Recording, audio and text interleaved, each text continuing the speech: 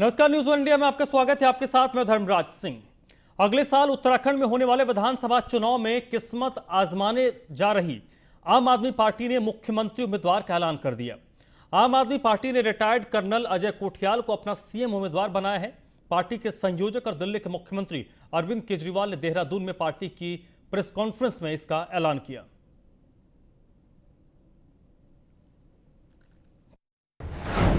Colonel के सहारे आप चढ़ेगी पहाड़, दिल्ली के बाद दून में एके की दहाड़, पहाड़ में बम्पर रोजगार का वादा, आध्यात्मिक मॉडल का जताया इरादा।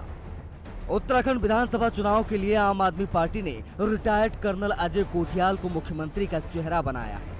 दिल्ली के सीएम अरविंद केजरीवाल ने इसकी घोषणा देहरादून में की। अरविंद केजरीवाल ने कहा कि अजय कोठियाल वो शख्स हैं जिन्होंने फौज में रहकर देश सेवा की, जान की बाजी लगाकर पाकिस्तान और आतंकवादियों का सामना किया। उत्तराखंड के लोगों को ऐसे देशभक्त की जरूरत है। अरविंद केजरीवाल ने हिंदुत्व कार्ड खेलते हुए आगामी चुनाव जीतने पर उत्तराखंड को हिंदुओं के लिए आध्यात्मिक राजधानी बनाने की बात कही। केजरीवाल ने कहा कि युवाओं को रोजगार देने के लिए भी प्लान तैयार कर रहे हैं। मैं बेहद गर्व और फक्र के साथ आज ये ऐलान करना चाहता हूं कि आने वाले विधानसभा चुनाव में आम आदमी पार्टी के सीएम उम्मीदवार कर्नल अजय कोठियाल होंगे। आपका मुख्यमंत्री उम्मीदवार बनने के बाद कर्नल अजय कोठियाल उत्साहित नजर आ रहे हैं। कोठियाल ने केजरीवाल के दिल्ली मॉडल की तारीफ करते हुए उसे राजनीति में आने का कारण बताया। कर्नल कोठियाल ने कहा कि मैं फौजी हूं, पॉलिटिकल लीडर नहीं। मैं भोले का फौजी बनकर युवाओं और महिलाओं के साथ मिलकर उत्तराखंड का पुनर्निर्माण करूंगा। मैं अरविंद केजरीवाल सर को ये एश्योरेंस देना चाहता हूं और साथ में रिक्वेस्ट भी करना चाहता हूं कि जिस प्रकार से आपने उत्तराखंड की तरफ बहुत सीरियस तरीके से देखना शुरू करा है और स्टडी करना शुरू करा है कि उत्तराखंड में क्या क्या उम्मीदें हैं, उत्तराखंड को कैसे और बेहतर बनाया जा सकता है। जिस तरीके से आप हर महीने यहाँ पे आ रहे हैं, जिस प्रकार से आप यहाँ पे आ रहे हैं, तो खाली एक हाथ जोड़ने वाली विजिट करने नहीं आ रहे, आप हर बार आ रहे हैं तो एक नया कैंपेन हमें समझा रहे हैं, जो कि जब समाज को समझ में आएगा और उसको जब ग्राउंड पे हम लोग जिस दिन सरकार बनेगी उस दिन इम्प्लीमेंट करेंगे। वहीं दिल्ली के मुख्यमंत्री अरविंद केजरीवाल के दौरे को विपक्षी बीजेपी और कांग्रेस हल्के में ले रहे हैं। दोनों पार्टियों का कहना है कि उत्तराखंड में आम आदमी पार्टी का कोई वजूद नहीं है।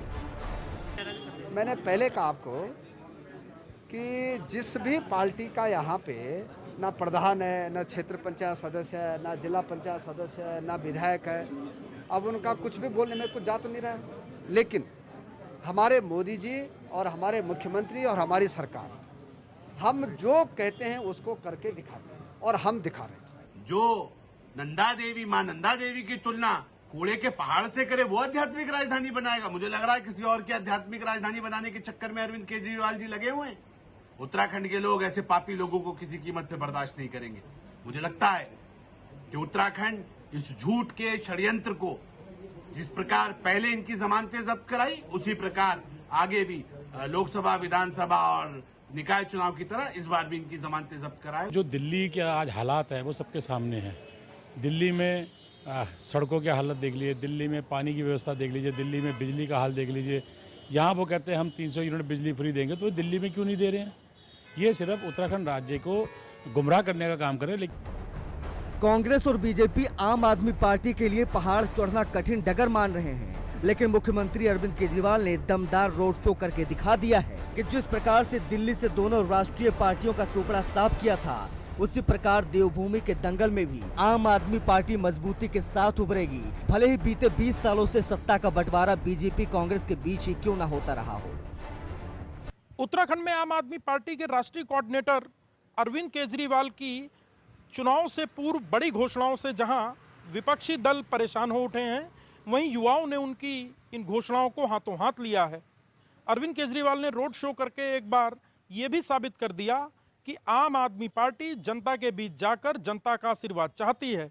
देखना होगा आम आदमी पार्टी प्रमुख केजरीवाल की ये तमाम कोशिशें पार्टी को वोट के रूप में कितना फायदा पहुंचाती हैं और इससे अन्य राजनीतिक दलों को कितना नुकसान पहुंचता है। कैमरामैन अनूप भट्ट के साथ सुदीप जैन, न्यूज 1 इंडिया, देहरादून।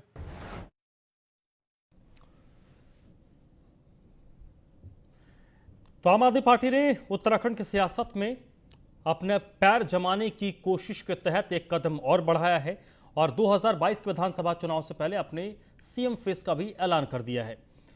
आज इस मुद्दे पर हम चर्चा करेंगे कि आम आदमी पार्टी की ये कोशिश कितना रंग लाएगी। इस चर्चा मेरे साथ नवीन ठाकुर जोड़ रहे हैं, प्रवक्ता हैं भारतीय जनता पार्टी के, प्रतिमा सिंह कांग्रेस पार्टी की प्रवक्ता हैं, नवीन पिरसाली आम आदमी पार्टी के प्रवक्ता हैं। आप तीनों का बहुत बहुत स्वागत। और वरिष्ठ पत्रकार नीरज कोहली साहब भी मेरे साथ जुड़े हैं। सर, आपका भी बहुत बहुत स्वागत।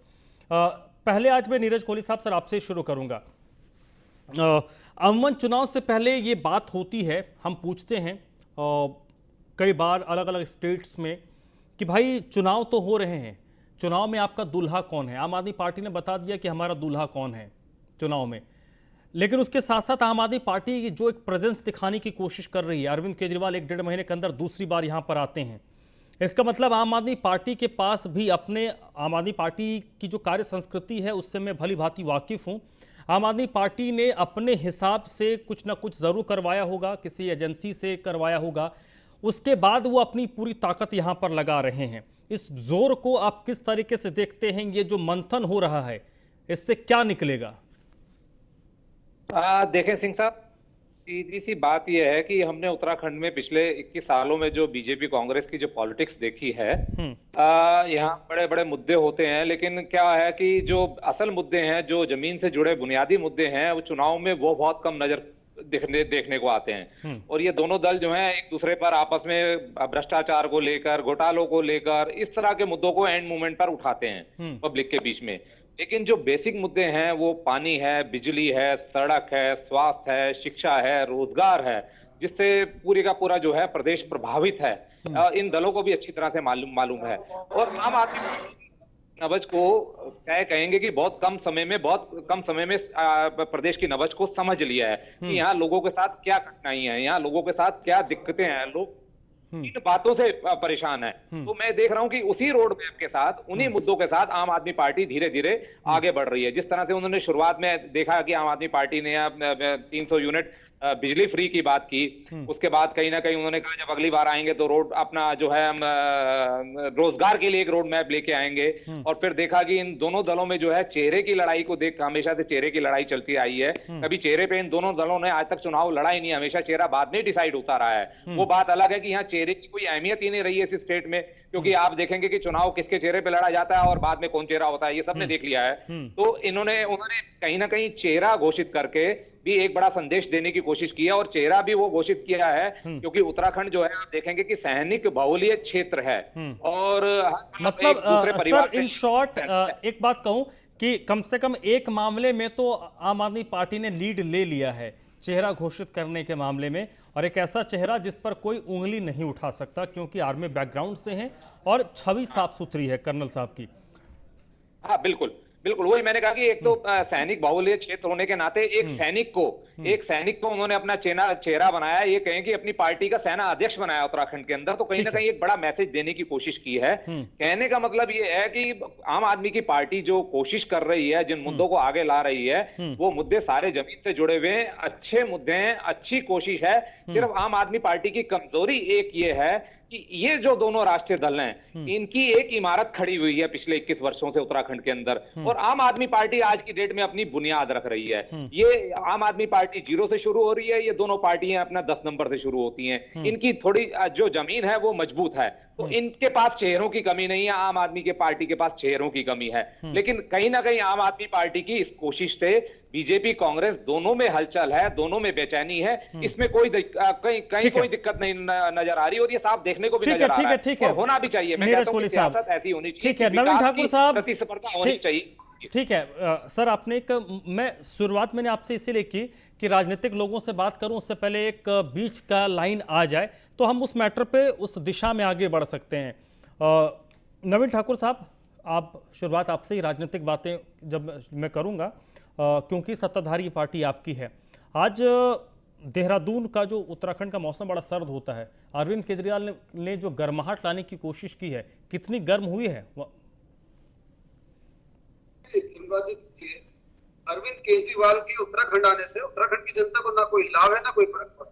उत्तराखंड की जनता भली भांति जानती है कि जहां जहां चुनाव होगा अरविंद केजरीवाल दिल्ली की जनता की गाड़ी कमाई दूसरे राज्य में खर्च करने के लिए चले जाते हैं। आज आप देखिए राजधानी को पोस्टरों से इतना पाट दिया गया, इतनी गंदगी जो है शहर में मचा दी गई है आम आदमी पार्टी कार्यकर्ताओं द्वारा, उसको साफ करने में और अरविंद केजरीवाल जो दिल्ली मॉडल का जिक्र यहाँ पर करके गए, जो अरविंद केजरीवाल यहाँ पर आकर हिंदुइज्म का कार्ड खेल रहे हैं, उन अरविंद केजरीवाल को लगता है क्या उत्तराखंड की जनता इतनी मूर्ख है उनकी जो दोगली बातों को नहीं समझेगी? किस प्रकार की केजरीवाल करते हैं?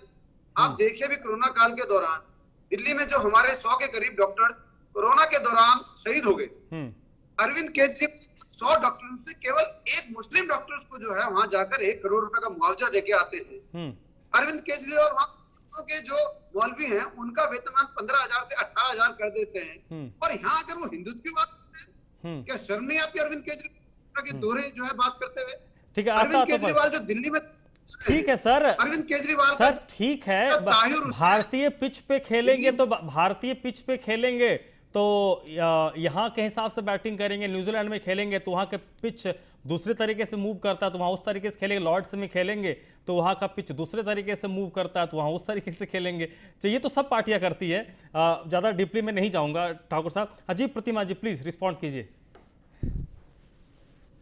देखिए, पहली बात तो ये है कि कर्नल कोठियाल की यहाँ पे बात हो रही है और मैं कोहली जी की बात से बिल्कुल भी इत्तेफाक नहीं रखती हूँ और सहमत नहीं हूँ कि कर्नल कोठियाल जी एक साफ छवि के जो है व्यक्ति हैं। मैं वो पूर्व सैनिक हैं, इस वजह से उनका सम्मान है और हर सैनिकों का सम्मान कांग्रेस पार्टी करती है। हम अपने सैनिकों पर गर्व करते हैं।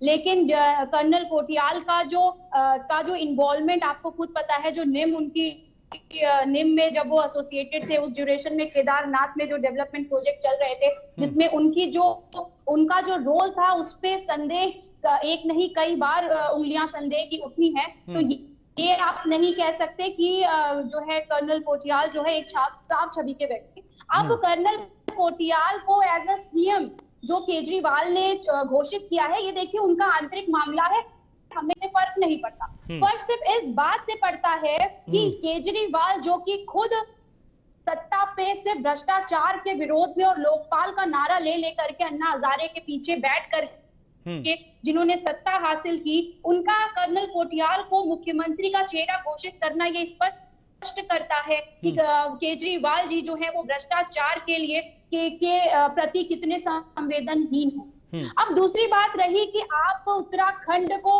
अध्यात्म की राजधानी बना देंगे तो आप क्या बनाएंगे? आप कौन होते हैं बनाने वाले?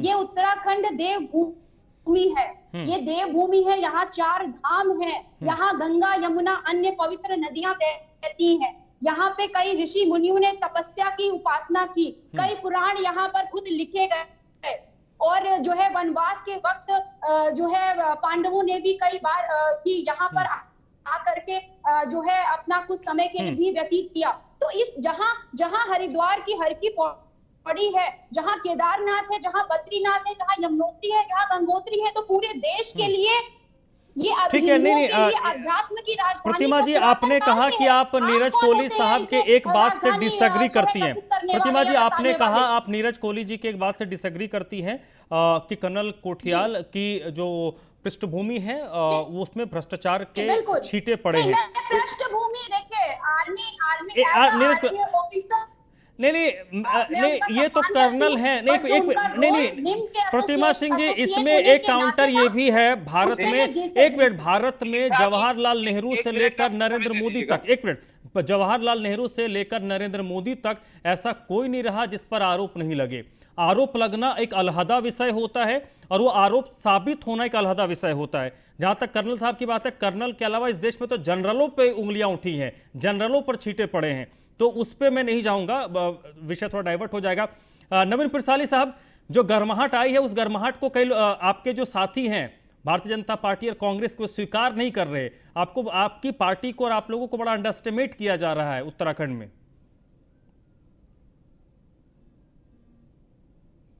नवीन जी आवाज आ रही है आपको मेरी? चलिए नवीन जी का संभवतः फोन कटा है, हम उनको कनेक्ट करने की कोशिश करते हैं। लेकिन नीरज कोहली साहब तब तक आप रिस्पॉन्ड कीजिए। सर आप कुछ बोल रहे थे, आता हूं प्रतिमा जी, सुन लीजिए, आरोप लगाया, जवाब सुन लीजिए। मैं सिंह साहब ये कह रहा था कि मैंने ये कहा कि ये उत्तराखंड सैनिक बाहुल्य क्षेत्र है और एक सैनिक को सेना अध्यक्ष बनाकर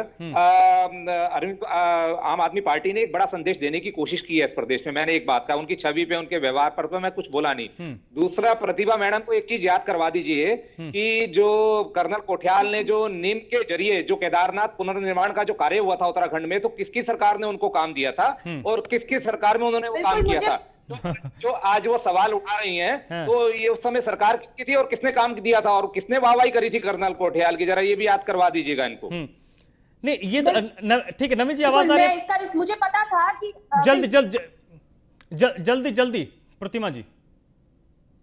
देखिए बिल्कुल बिल्कुल, देखिए मुझे पता था कि इसका रिस्पॉन्ड यही होगा। मैं चाहती तो इस बात को दबा भी सकती थी, बट क्योंकि कहते हैं कि आज कंगन को आरसी क्या, पढ़े लिखे को फारसी क्या। आपको पता है आपदा के दौरान हमने खुद अपने मुख्यमंत्री को बदलने का काम किया था, क्योंकि वो आपदा से निपटने के लिए और अदर जो चीजें थी उसमें जो है निपटने में जो वो विफल साबित हुए थे। तो कांग्रेस पार्टी ने हमेशा एक लैंडमार्क प्रस्तुत किया है जनता के समक्ष कि अगर हमारी पार्टी का भी कोई व्यक्ति किसी भी चीज में इन्वॉल्व होगा या जनता की सेवा करने में असमर्थ साबित होगा, तो हम उसके खिलाफ भी एक्शन लेने को तैयार है। तो इसे मैं चाहती तो कोठियाल जी की बातों को ये सच्चाई सामने नहीं लाती, बट ये सच है और सच रहेगा। चलिए ठीक है। एक मैं छोटी 10 सेकंड मुझे चाहिए। यहाँ पे नवीन ठाकुर जी ने कहा हिंदुत्व की बात करते हैं। एक बात बता दूं आपको कि सबसे ज्यादा हिंदुओं का सहारा लेने वाले भारतीय जनता पार्टी के प्रवक्ता के मुंह से ऐसी बातें शोभा नहीं देती। और जिन साधु संतों को टारगेट करके आपने सत्ता हासिल की, आज उन्हीं साधु संतों को और जो है तीर्थ पुरोहितों को आपने इस कदर दुखी कर दिया है। नवीन जी जुड़ गए हैं। प्रतिमा जी ठीक है, सबकी बात आ गई, आम आदमी पार्टी की बात आ जाए। नहीं, अब वक्त भी बहुत लिमिटेड है, तो नवीन जी जुड़ गए हैं। नवीन जी, बड़ा अंडर एस्टिमेट किया जा रहा है आपके आम आदमी पार्टी को, भारतीय जनता पार्टी के आपके दोस्त और कांग्रेस पार्टी की तरफ से।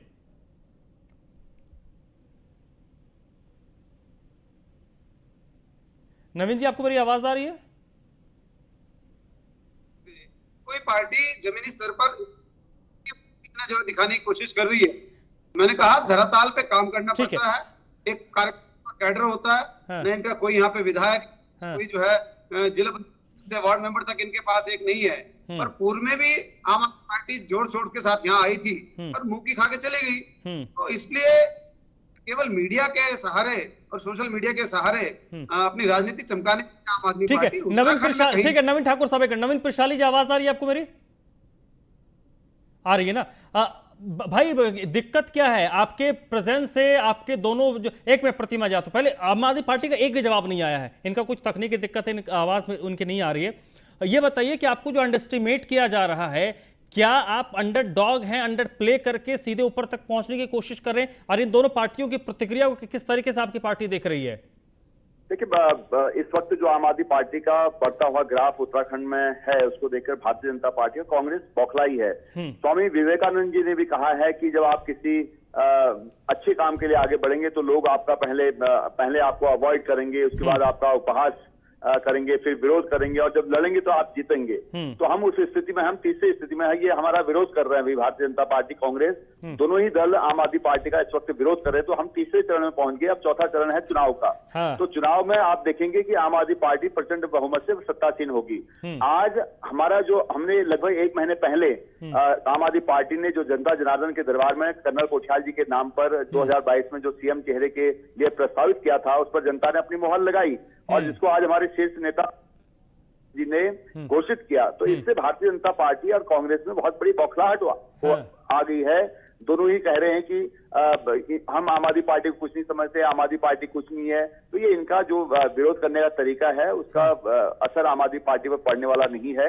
अगर इनमें दम है तो ये भी अपने अपने मुख्यमंत्री चेहरे घोषित कर दे। चलिए ये मेरे लिए अच्छी बात है, आपने एक पासा फेंका है। देखिए प्रतिमा जी, इसकी शुरुआत मैंने की थी कि भाई दूल्हा तो आम आदमी पार्टी ने तय कर दिया कि कौन दूल्हा होगा इनकी पार्टी की तरफ से। आपके तरफ से इनके तरफ से पासा फेंका गया कि भाई आप बता दीजिए आपका दूल्हा कौन होगा।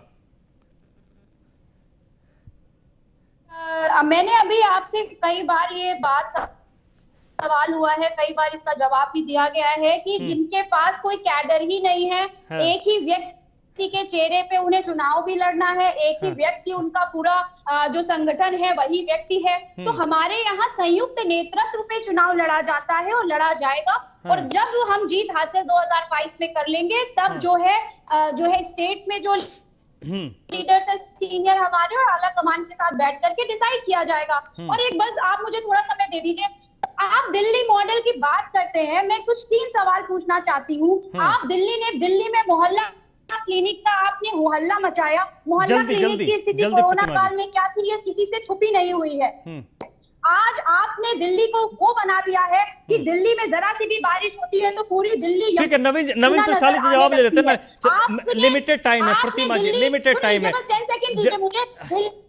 दिल्ली में जो शीला दीक्षित द्वारा किया गया विकास था, आप इसका ताज अपने चलिए नवीन प्रसाली जल्दी से रिस्पॉन्ड कीजिए प्लीज, जल्दी से। जी मैं ये बताना चाहूंगा कि मैडम ने पहले मोहल्ला क्लिनिक के बारे में बात की, कोरोना आई। मैं ये बता देना चाहता हूं कि मोहल्ला क्लिनिक का जो काम होता है वो बुखार और जो छोटी मोटी बीमारियां होती है उनके लिए होता है, और वहां पर दवाइयां और 200 टेस्ट होते हैं, वहां पर कोई बेड नहीं होता है। जो हमारे हॉस्पिटल्स थे, आपने देखा होगा कि इंडिया का सबसे बड़ा हॉस्पिटल दिल्ली में किया, और कोरोना प्रबंधन में जो दिल्ली सरकार ने काम किया वो अभूतपूर्व और सराहनीय रहा है।